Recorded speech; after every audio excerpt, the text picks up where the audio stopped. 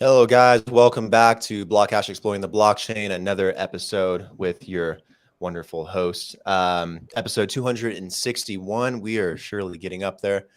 Today, we have James Haft, the chairman for DLTx, on the show today. Also, the MC coming up for Expo Crypto and a number of other things that we're going to talk about as well, and we'll get into. James, welcome to the show. How you doing, man?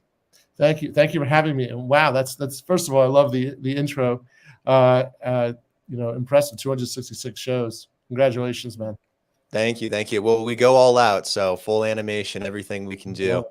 Go We'll for even it. have some stuff scrolling on the bottom as well. I think we can work together. Perfect. James, tell me a bit more about yourself. I'm sure the audience would love to know a bit more about your story, how you Right. got into this space, what your journey has been like up to now. Yeah, I love the entrepreneur's journey story. Is always fascinating. Mhm. Just to start backwards a little bit, I'm the chairman of DLTx, so DLTx.com. We are the only publicly traded company globally whose primary business partners are protocols as opposed to individuals or businesses. And we think this is the business of the future: is doing business against algorithms, because you know what the outcomes are going to be. And what we're doing is we're using the reward structure from Bitcoin, from Filecoin, from Helium, and from Pocket, which is how information is relayed around the internet. And we're using the reward structures of the protocols to actually pay for the development of the networks, which over time, while people are valuing the mining as being an activity now, we actually think that the valuable activity, both economically and politically, socially, and for mankind, is the creation of decentralized networks for people to transact in a peer-to-peer decentralized manner. And for that to happen, you have to build the pipes. So DLTx is using the protocols to build the pipes. So very much like in the internet age, when you had to build the fiber optics, and everyone made comments like each fiber could carry all the traffic in the world. Why do we need thousands of fibers? And now we know why we need thousands of fibers. It's going to be the same thing in decentralization. The decentralization process in crypto and Web3 is going to be bigger than the internet. And when transactions start to move over there and scale over the next 5 or 6 years, we think that this is a very valuable activity.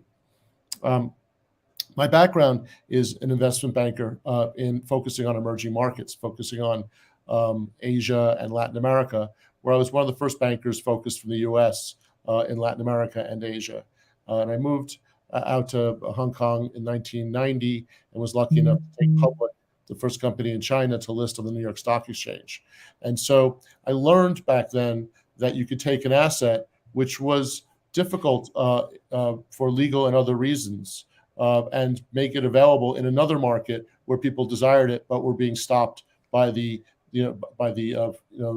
regulatory environment. And what was interesting was that back then it was illegal for Chinese to sell assets to the United States, and it was illegal for Americans to hold Chinese assets. But both SECs in China and the United States wanted us to find a way to list Chinese companies on the New York Stock Exchange, because the New York Stock Exchange wanted to maintain its dominance in the global stock arena, equity arena. So we found a way, basically, by taking the stock of the Chinese companies and putting them into a BVI company, which was perfectly fine. The British and the Chinese had a great relationship back then. And then taking the assets, the shares of the company in the British Virgin Islands, and we put that into a holding company in the United States. And then we listed the U.S. holding company, which was the holder of the BVI assets, which was holder of the Chinese assets. And we listed that on the New York Stock Exchange, fully regulated, approved by the SEC in China and the United States. And so while the newspapers were saying you couldn't do this, both countries actually wanted to do it and found a way to support the transaction.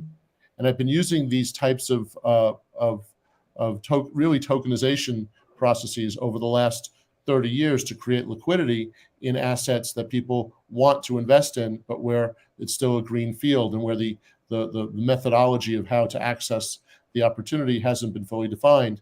I've been honing the tools to create liquidity in those types of assets. And now crypto fits perfectly into that asset. To me, crypto and Web3 is just another emerging market. It's just not defined by countries. And so, in the meantime, I went through the internet age, the cell phone age, the wireless communication age, then the e-commerce age, and then we got to crypto in 2015, and I realized that that the idea of decentralized transactions was going to take over, and that was more important to me than crypto or Web3, and that's why our company is called Distributed Ledger Technology, because distributed ledger is actually the operating business underneath, the operating protocol underneath all the crypto and Web3 opportunities. And our business is to create those platforms.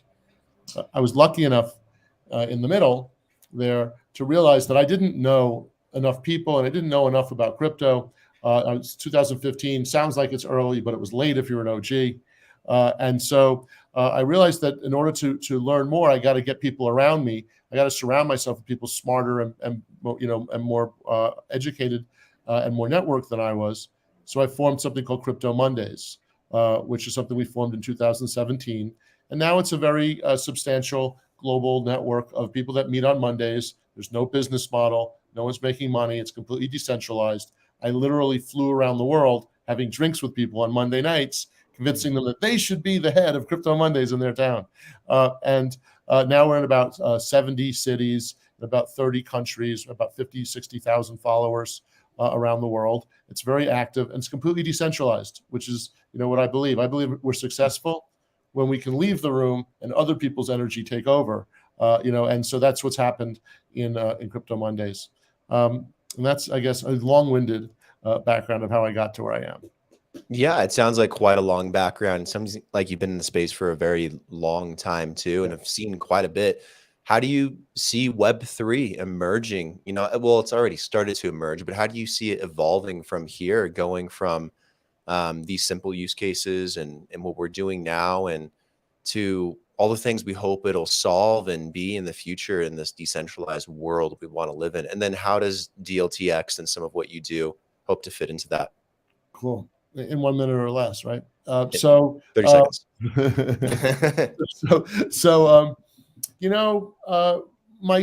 I believe everything's fractals. Everyone tries to make everything be different, but the truth is, it's just people are the common element between all the different activities. Web3 is no different than crypto, is no different than the internet, is no different than e-commerce, is no different than cell phones, is no different than the cell phone or the buggy whip or the automobile, right? As long as you have to explain the technology to people, it's not going to be mass adopted, and it's not even going to be relevant yet, right?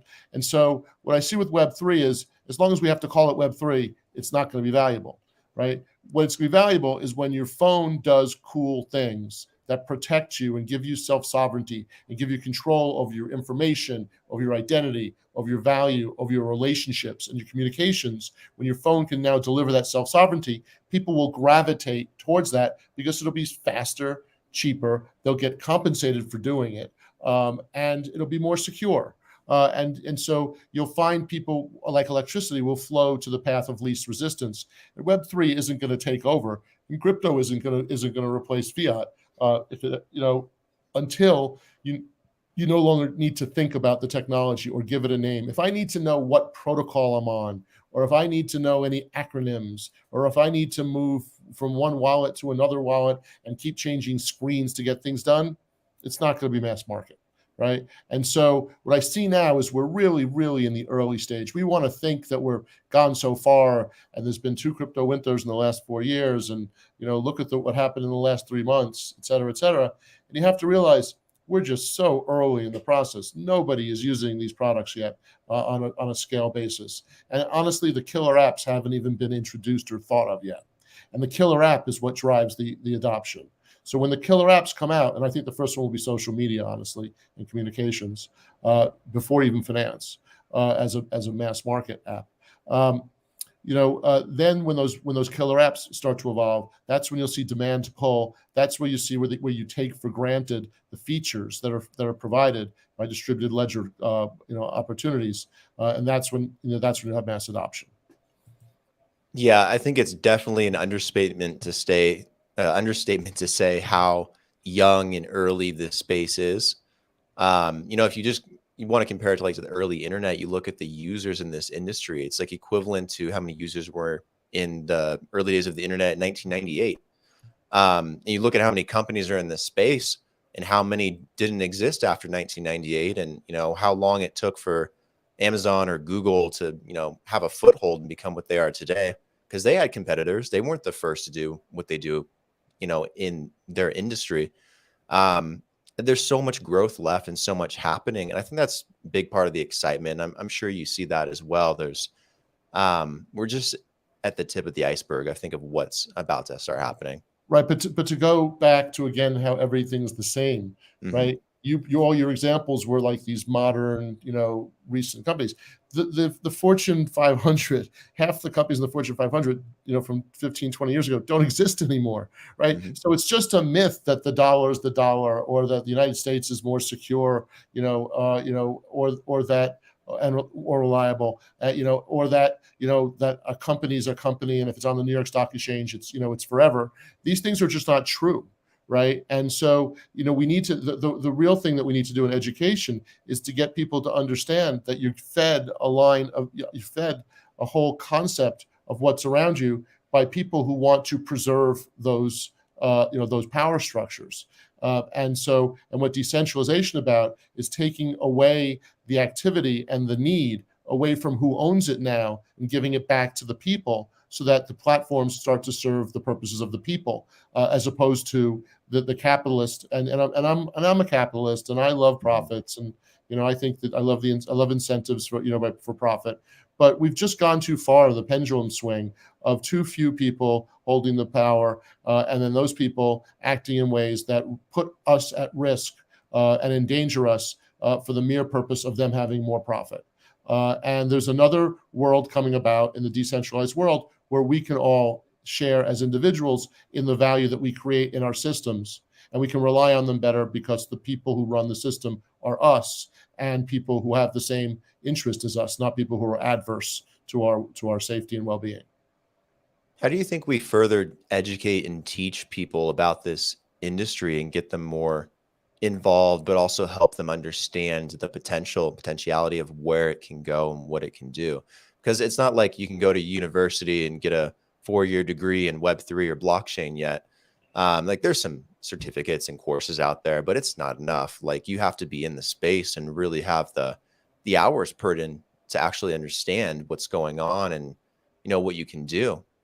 Well, I think it's no secret right now that the high schools and the colleges don't, and even the graduate schools don't teach what you need to know to succeed. That they're stuck, in the old adage, if you give a guy a hammer, everything looks like a nail, right? And so you have 60, 70-year-old professors teaching John Keynes and things that they learned when they were 30 years old that they've been teaching over and over again.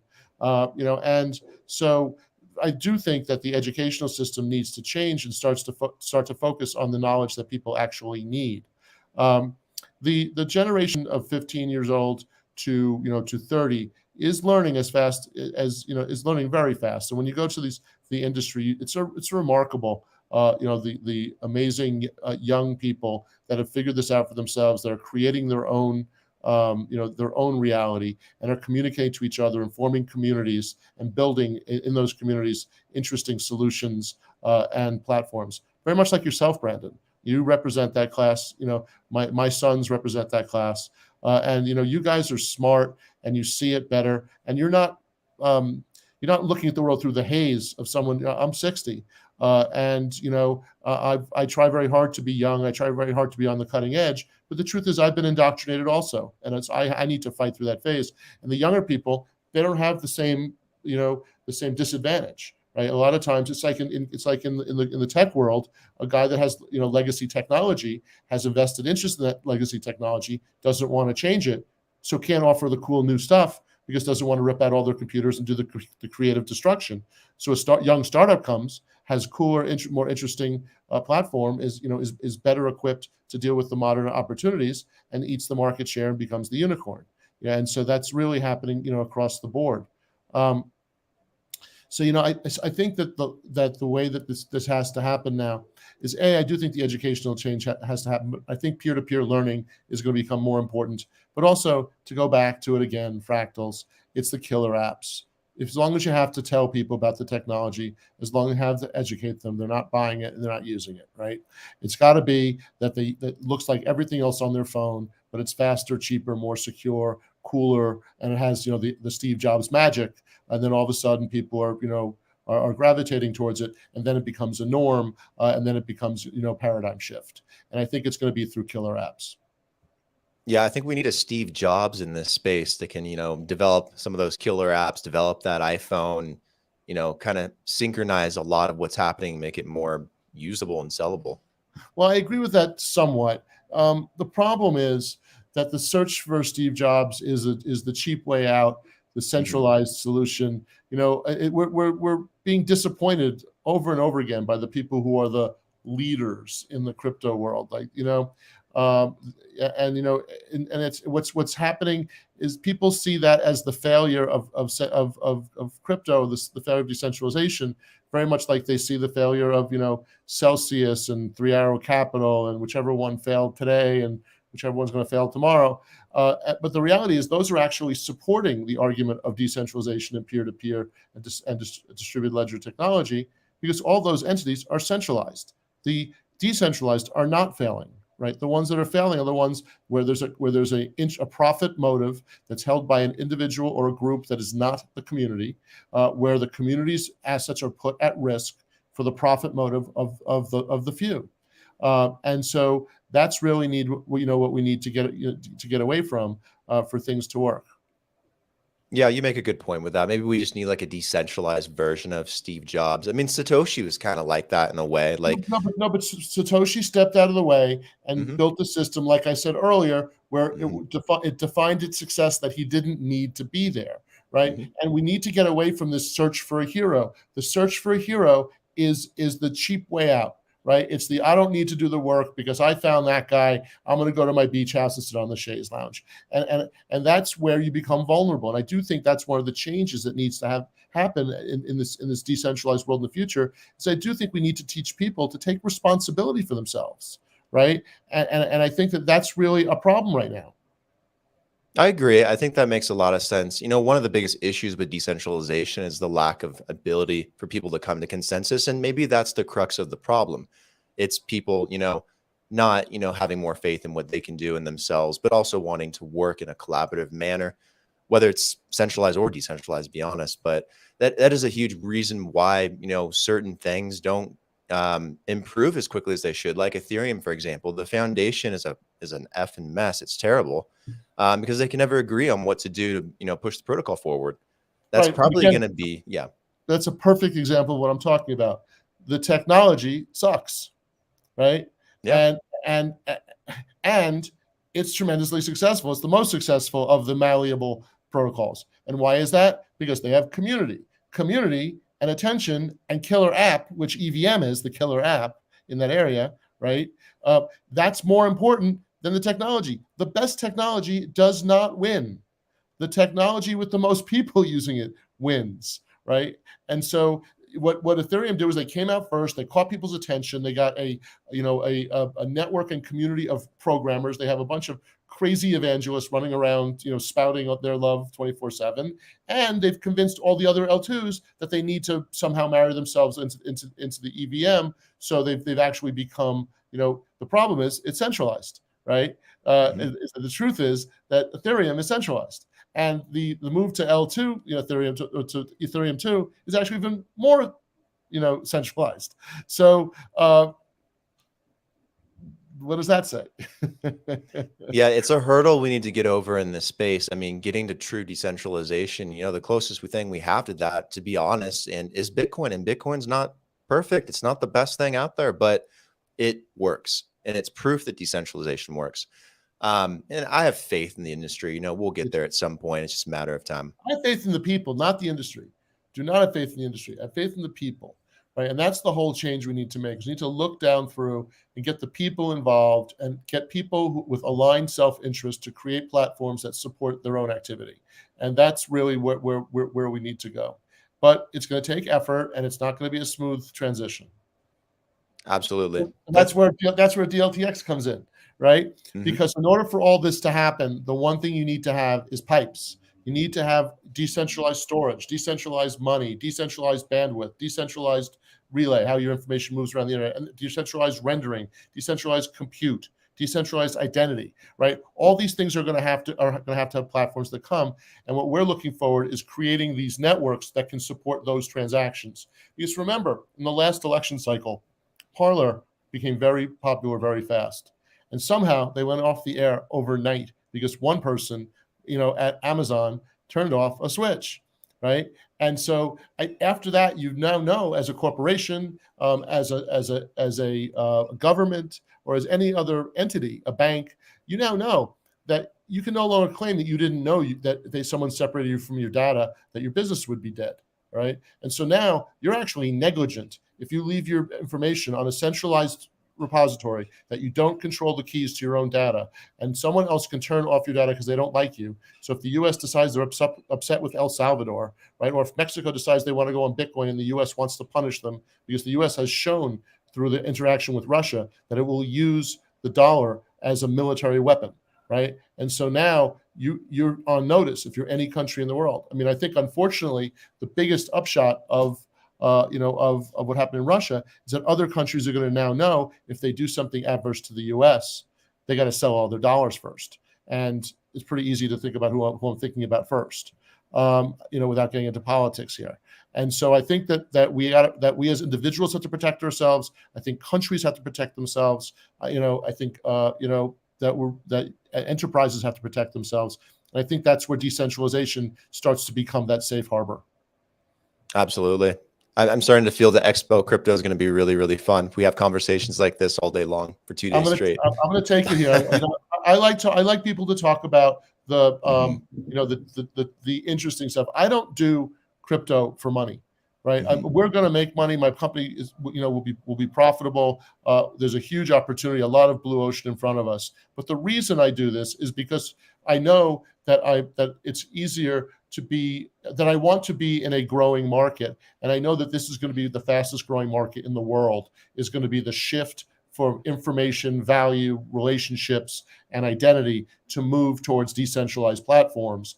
And, I want us to be the flagship investment for people who want to invest in public companies, who could basically look at us as AT&T or Comcast, or Amazon of the future, where we're going to have a stack of capabilities, and that as people build their apps and as the killer apps are developed, they're all going to need, to use currency, bandwidth, file storage, and relay rendering and compute. And that that this is where there's growth. And when we're talking at Expo Crypto, we're bringing down all the companies that we know, and we have the organizers and I have deep and wide relationships, and we're going to be up there talking about the future and why it's important and how you can participate and why this matters. I think the most important thing we can teach, and get people to talk about is why this matters in real world terms, why you need to protect your identity, why you need to have some, if not all, of your value, held in a way where you own the keys to it. Because even if I'm wrong, if the way I put it is, if you don't have a partial a crypto and non-fiat as part of your portfolio, let's say 10, 15% at minimum, right? I think, if I'm wrong, you'll lose 10%. You'll be upset, but you'll be fine.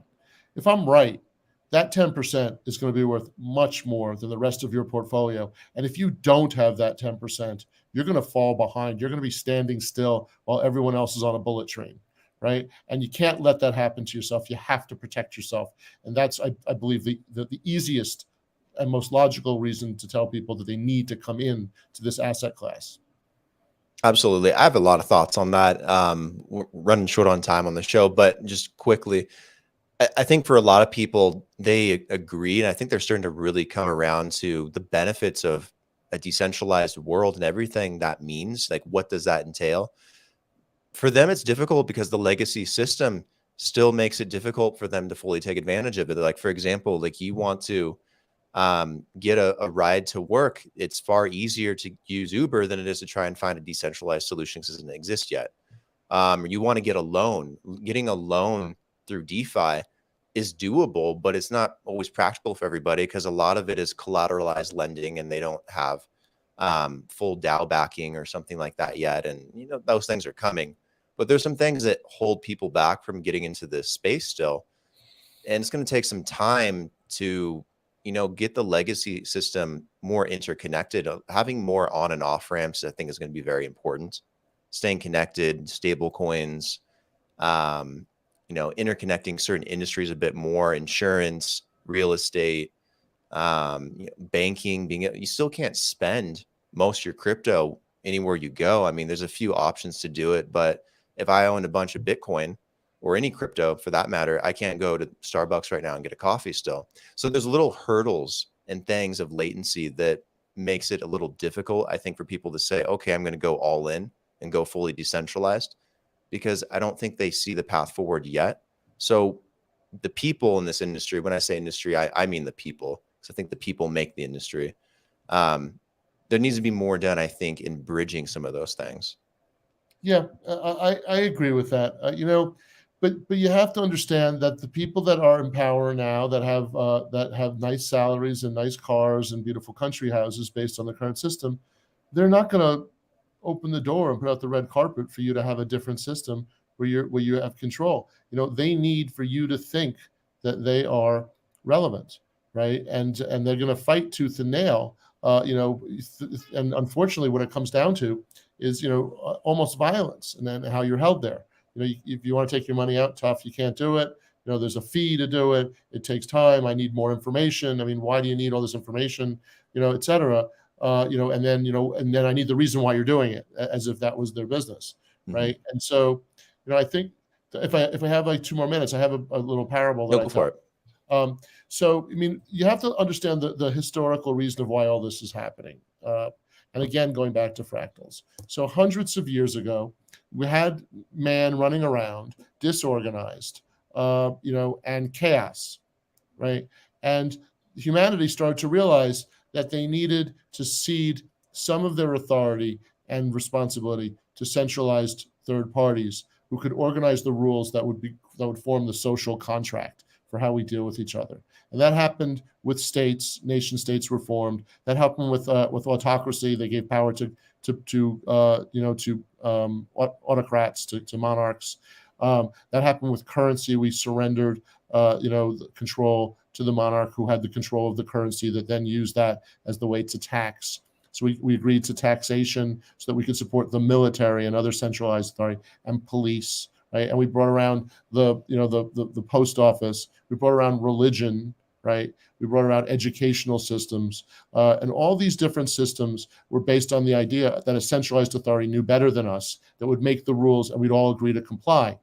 Those centralized authorities started to realize across the board, religions and governments and military, et cetera, that they only had power if they were given the power and supported by the population. And they started to get worried that they would lose that support. So they all started to threaten the people in different ways. Like religion threatened you with excommunication, right? Or other, you know, even nastier things that they used to do in the Middle Ages, right? The monarchs became, you know, away from benevolent towards, rule-based and violence-based rule, with forced seizure and control of your activities. And education, if you don't go to Yale or Harvard, et cetera, then you're not worthy. Then the school, what school did you go to and why did you do it, right? As across the board, I'm an American because I was born in America, so I better pay my taxes. And if I want to leave, I better be willing to pay 10 years, et cetera, right? And so, people, all these different systems have realized that they need the people, and that they've lost the concept of using incentive to have people hold them in there, and they've gotten to the point where they can only use violence. They can only use a threat to keep you, and it's very much like the computer HAL in 2001 Space Odyssey. The computer was supposed to protect the astronauts, and then the computer realized that to do its job, it had to have the control of the astronauts, and it realized the astronauts were starting to doubt the computer. So the computer, there's a famous scene where they're outside fixing the ship, and they need to get back into the ship, and they say, open the pod bay door, Hal. And Hal says, Dave, I can't do that. right? And that's our governments now. That's our religion now. That's our political system now, right? That's our militaries now, right? That's our police now that aren't getting along with the population, right? And so what we're seeing now is what comes next. How do we disentangle? How do we now create a social contract that's not based on having given the authority to someone else that now has an adverse interest to us and is using violence to hold us in, or threats of violence to hold us into accountability? And so I think that system is coming to an end, and that distributed ledger and all the disintermediation and peer-to-peer distributed ledger things that we're doing are really, they're not the answer yet. They're just the beginning of the answer. And Bitcoin and decentralization are not causing the changes. The needs of humanity are causing the changes, and they're reaching out to these tools because they're the best answer today to solve those problems. And so again, people tend towards the least resistance. They tend towards the light at the end of the tunnel. And that's what's happening right now with decentralization. Yeah, I think that's a good overview of what our world looks like today and the entanglement that we kind of live in that's entrapping us and making it difficult to branch out into this new age that I think we're moving into. We're definitely at the end of the show here, so we're going to wrap it up. But James, where are you in social media? Where can people find you? Do you have a LinkedIn? You do have a LinkedIn. I have a LinkedIn. First of all, my company is DLTx.com. The company is the representation of my vision. I have fantastic partners at the company who are better, faster, and smarter than I am. Who represent my whole idea that is only successful if I can step back and have better people than me be excited to keep it on. So DLTx.com. Please watch what we're doing. And then I am JF Haft on almost all social media, on Twitter, on Telegram, etc. So JF Haft is my handle if you want to follow me. And then on LinkedIn, you can see what I'm doing in terms of business on a day-to-day basis. Awesome. And expocrypto.io. September 6th through 11th is the VIP week, and the 9th and the 10th is the actual conference. And if you want to see me, I'm going to be on the stage the entire time. I'm going to talk less than I talked here, and create an opportunity for really fantastic group of people who are as passionate and more passionate than I am about what they're doing, and who are really going to give everyone the opportunity to learn in an environment that is inclusive and makes no assumptions about who you are or what you need. This is really a movement that's open for everybody. Awesome. Guys, go check out DLTx. Go check out James. Keep a close eye on what they're working on. They're doing some fantastic stuff. He'll also be at Expo Crypto, so make sure you go to expocrypto.io. Get your ticket. Show up. It's going to be fantastic. We're all going to have a lot of fun in September here in Medellin. James, MC, Chairman, so many titles, so many things, so much you're doing. Yeah, most important is father. Father. Yes. James, thank you for taking the time to come on the show. Fantastic episode. Let's talk again soon. Abrazos. All right. Ciao. See ya.